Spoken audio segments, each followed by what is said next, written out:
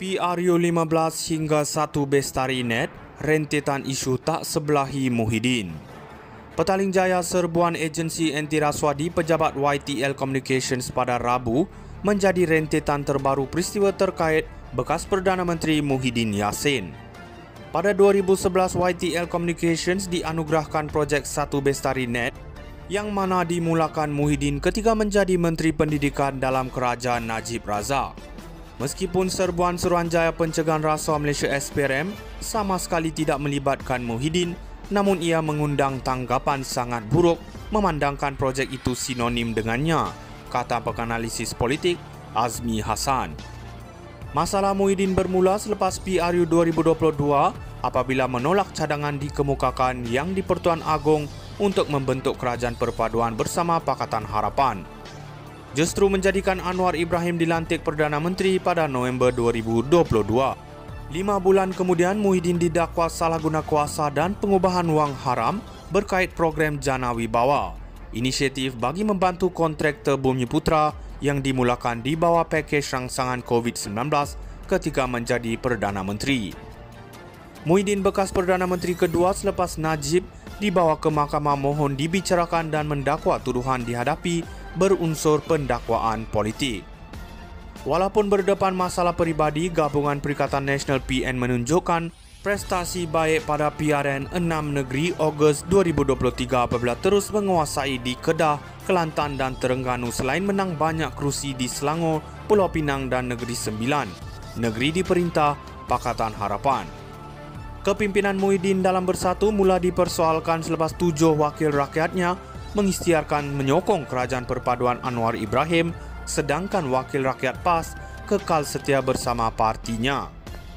Di sebalik apa berlaku, beliau mengumumkan tidak akan bertanding mempertahankan jawatan Presiden Bersatu pada Perhimpunan Agong Tahunan pada November 2023. Sehari selepas pengumuman dibuat, Muhyiddin menarik balik kenyataan tersebut dan menyatakan menerima nasihat isteri bahawa Bersatu kekal memerlukannya untuk kekal sepenggal lagi. Bagaimanapun, ucapan Muhyiddin pada kempen PRK Negeri Ogos lalu menjadi tamparan paling besar di depaninya sehingga membawa kepada pertuduhan di bawah akta hasutan. Sambil mempertahankan kenyataan itu merupakan fakta, namun ia membawa akibat lain selain diheret berdepan pertuduhan di mahkamah. Istana Pahang sendiri menyangkalnya. PAS kemudian menjarakkan diri daripada Muhyiddin dengan timbalan Presiden PAS Tuan Ibrahim Tuan Man menyokong titah Tengku Mahkota Pahang supaya Muhyiddin disiasat sambil menegaskan kesetiaan kepada Sultan Abdullah. Namun isu terbaru siasatan SPRM terhadap 1 Bestari Net mungkin tidak menjadi hukuman mati terhadap kerjaya politiknya, kata penganalisis Azmi. Ia tidak meletakkan dalam kedudukan janggal berbanding ucapannya di negeri, katanya kepada FMT, mengambil kira ucapannya terhadap Agong sebelum ini mengatasi kontroversi menyelubungi 1 Bestari Net. PRU 15 hingga 1 Bestari Net, rentetan isu tak sebelahi Muhyiddin. Petaling Jaya serbuan agensi anti rasuah di pejabat YTL Communications pada Rabu menjadi rentetan terbaru peristiwa terkait bekas Perdana Menteri Muhyiddin Yassin. Pada 2011, YTL Communications dianugerahkan projek 1 Bestari Net yang mana dimulakan Muhyiddin ketika menjadi Menteri Pendidikan dalam kerajaan Najib Razak. Meskipun serbuan Suruhanjaya Pencegahan Rasuah Malaysia SPRM sama sekali tidak melibatkan Muhyiddin, namun ia mengundang tanggapan sangat buruk memandangkan projek itu sinonim dengannya, kata penganalisis politik Azmi Hassan. Masalah Muhyiddin bermula selepas PRU 2022 apabila menolak cadangan dikemukakan yang di-Pertuan Agong untuk membentuk kerajaan perpaduan bersama Pakatan Harapan. Justru menjadikan Anwar Ibrahim dilantik Perdana Menteri pada November 2022. 5 bulan kemudian, Muhyiddin didakwa salah guna kuasa dan pengubahan wang haram berkait program Jana Wibawa, inisiatif bagi membantu kontraktor Bumiputra yang dimulakan di bawah pakej rangsangan COVID-19 ketika menjadi Perdana Menteri. Muhyiddin bekas Perdana Menteri kedua selepas Najib dibawa ke Mahkamah mohon dibicarakan dan mendakwa tuduhan dihadapi berunsur pendakwaan politik.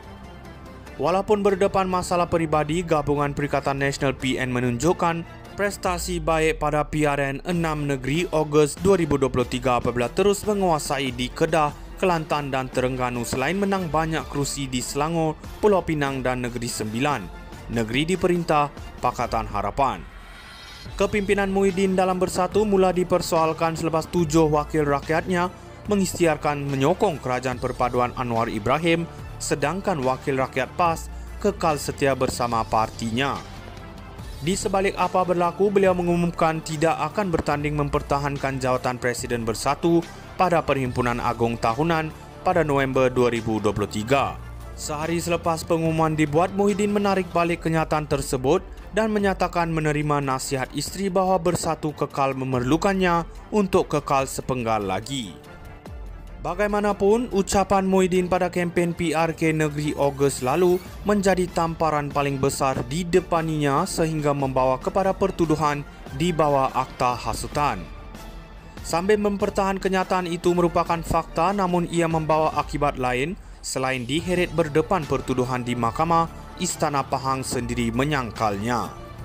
PAS kemudian menjarakkan diri daripada Muhyiddin dengan timbalan Presiden PAS Tuan Ibrahim Tuan Man menyokong titah Tengku Mahkota Pahang supaya Muhyiddin disiasat sambil menegaskan kesetiaan kepada Sultan Abdullah. Namun isu terbaru siasatan SPRM terhadap Satu Bestarinet mungkin tidak menjadi hukuman mati terhadap kerjaya politiknya, kata penganalisis Azmi. Ia tidak meletakkan dalam kedudukan janggal berbanding ucapannya di negeri, katanya kepada FMT, mengambil kira ucapannya terhadap Agong sebelum ini mengatasi kontroversi menyelubungi Satu Bestarinet.